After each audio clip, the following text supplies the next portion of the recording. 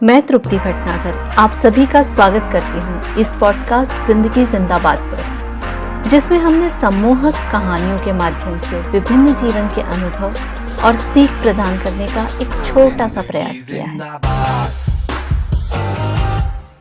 एक बार मुल्ला नसरुद्दीन पर मुकदमा चला कि वे राज्य के लिए खतरा बन सकते हैं, क्योंकि उन पर आरोप था कि वे राज्य में घूम घूम कर धर्मगुरुओं, प्रशासनिक अधिकारियों, नेताओं और दार्शनिकों के बारे में अफवाह फैला रहे हैं कि इनमें ज्ञान की कमी है और ये सभी अज्ञानी हैं। मुकदमे की कार्यवाही के लिए मुल्ला नसरुद्दीन को दरबार में बुलाया गया।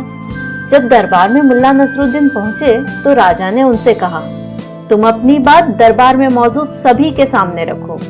मुल्ला ने राजा से कहा, महाराज आप कुछ कागज और कलम मंगवा लीजिए।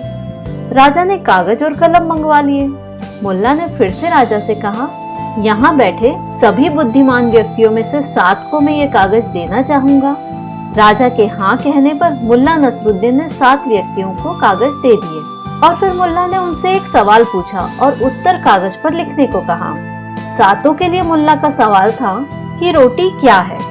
थोड़ी देर में सभी ने अपना जवाब कागज पर लिख दिया और फिर एक एक कर सभी ने अपना जवाब राजा और दरबार में उपस्थित सभी महानुभावों के सामने पढ़कर सुनाया। पहले व्यक्ति ने अपने उत्तर में लिखा था, रोटी एक तरह का खाना है। दूसरे व्यक्ति ने लिखा था, रोटी आटे और पानी का मिश्रण है। तीसरे व्यक्ति ने जवाब में लिखा था, रोटी भगवान का वरदान है। चौथे व्यक्ति ने अपने उत्तर में लिखा था, रोटी पका हुआ आटे का लौंदा है। 5वें व्यक्ति ने लिखा, इसका जवाब इस बात पर निर्भर करता है कि रोटी से आपका अभिप्राय क्या है। 6ठे व्यक्ति ने लिखा, रोटी पौष्टिक तत्व से समृद्ध आहार है। आखिरी में 7वें व्यक्ति की बारी आई, जिसने लिखा था, रोटी के बारे में कुछ भी कहा नहीं जा सकता। सभी के जवाब के बाद मुल्ला ने दरबार में कहा, अगर एक रोटी को लेकर इतने ज्ञानी और गुणी लोगों का मत एक समान नहीं है, तो ये किसी विषय पर निर्णय के लिए एक मत कैसे हो सकते हैं? ये सभी लोग मिलकर यह निर्णय कैसे ले सकते हैं कि मैं लोगों के बारे में गलत बातें बता रहा हूँ? फिर मुल्ला ने राजा से कहा, क्या आप महत्वपूर्ण विषयों पर परामर्श और निर्णय देने का अधिकार ऐसे लोगों को दे सकते हैं जो रोज रोटी खाते तो हैं, लेकिन इसे लेकर एक मत नहीं है? मुल्ला नसरुद्दीन ने आगे कहा, जो लोग किसी विषय पर एक मत नहीं हो सकते, वे कैसे कह सकते हैं कि मैं लोगों के बारे में अफवाहें फैलाता हूँ? ऐसा ही कुछ हाल हमारी वर्तमान शिक्षा पद्धति का हो रहा है।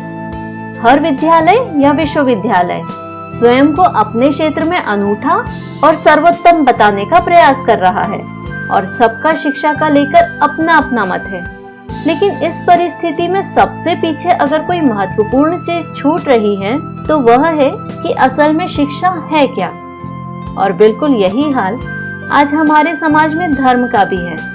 हर कोई अपने धर्म को अपने नजरिए से देखकर सर्वश्रेष्ठ सिद्ध करना चाहता है। दरअसल शिक्षा हो या धर्म, दोनों का ही मुख्य उद्देश्य इंसान को इंसानियत सिखाना है और यह तभी संभव हो सकता है जब हम किसी एक को बेहतर बताने की जगह बड़े और गूढ़ या अप्रकट महत्व को समझने का प्रयास करें।